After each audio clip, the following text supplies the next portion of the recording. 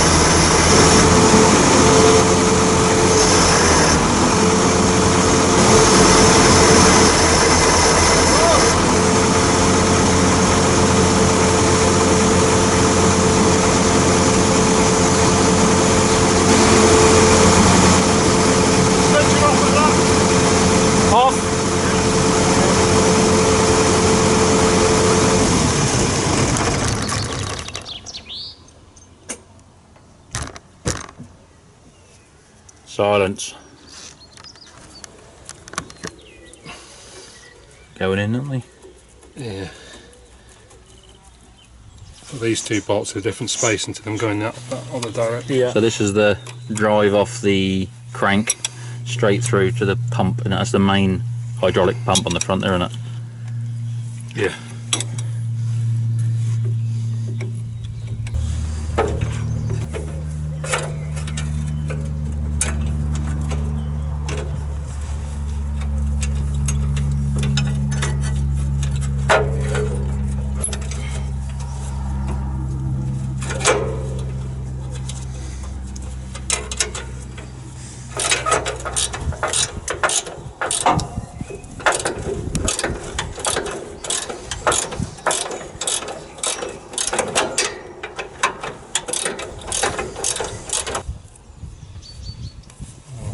Put that oil cooler on because it's going to be very tight. Okay, on in. Practice your dart. That should all be in there.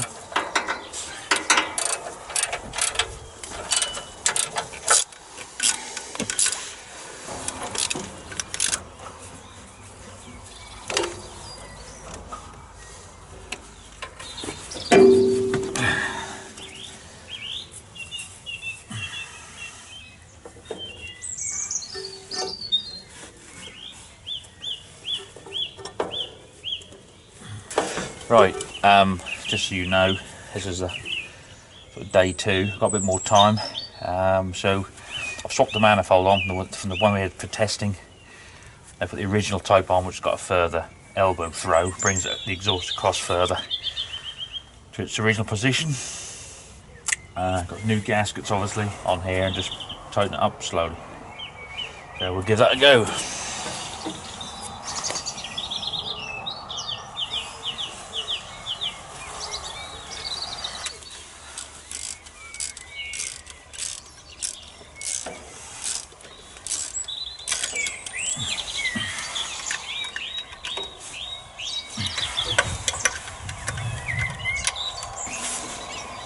Right, the only thing about this manifold is that there's a lug broken on this point here, but it's still enough of it to grip with the studs, especially use 2 washed at either side, until I can find a replacement, because obviously they're not a factory item anymore.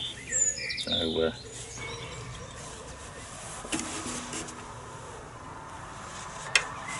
again, I'm using the brass nuts, so that if we have to remove it in the future, there is more chance of, you know, getting them off, rather than just being basically welded solid on here.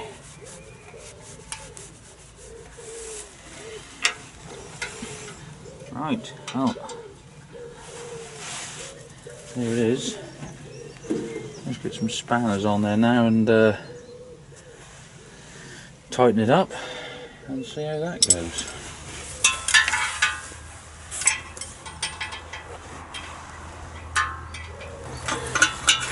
Good. Right.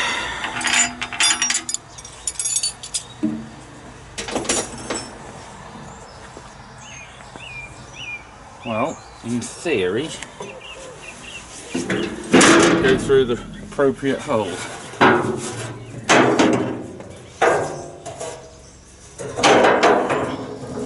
Like that.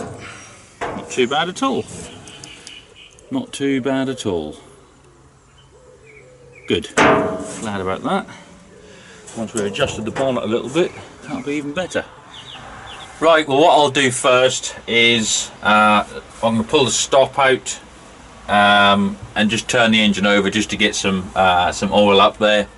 Obviously it hasn't been run, so try to get some oil around it, and then after about sort of, you know, 5-10 seconds of that, I'm going to put the stop in and we'll see what happens. So stop out.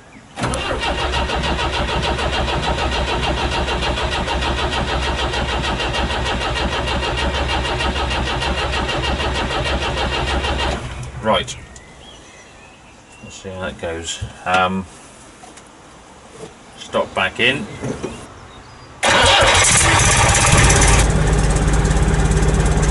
Yeah.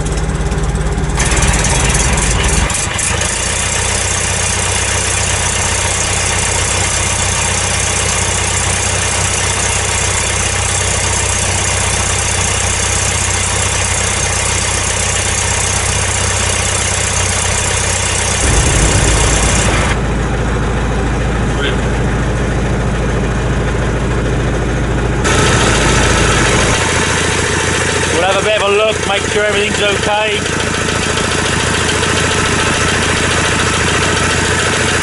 Got a bit of a weep on there.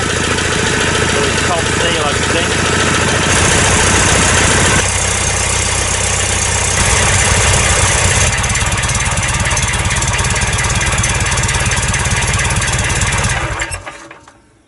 So there you are, muggers. I was, well, right chuffed with that. Which is I mean, I couldn't believe how quickly she sort of sparked up and went, you know. But yeah, as I said, absolutely fantastic. It does run, as I said, sweet as a nut, really does. And again, like I said, I'm just going to take my time with it, just go around everything again, just tighten everything up and, you know, things like that. And, you know, I'll get some video of this. We'll get it sort of moving and round and, you know, doing a bit with it. Thing is with these older engines, I mean, it's like a modern engine where you just jump in it, you know, as soon as you rebuild it, you can jump in it and go. These old ones, you have to sort of bed them in and run them in a little bit, like the old Leyland 498, that's in there. So we'll just put a few hours on it and drop the oil out, change the oil, and then, yeah, sort of increase its workload a bit more, do a bit more with it. But as I said, I'll film all that anyway, and we'll have a good look round it again. But yeah. So big thanks to say Simon and the lads there at Vickery Plant Spares, because they did do a cracking job with that. That is spot on. But while we were doing it, you know, I wanted to get everything done while you got that opportunity. And there's little things like the engine mounts and stuff like that. And just so you can see, that is one of the engine mounts that came out. Okay, so they're at the front on that cross member on that frame. So that's one absolute shot to buggery really. And that's a new one, you see, so you can see the difference. So there's things like that. While you got an engine out, you know, you might as well do it. It's no good just ignoring it. So that, you know, we did all those bits and made the best of the opportunity we had. So there we are, muggers. But yeah, you know, thank you all for watching, and have a good week. Look after yourselves. Mind how you go.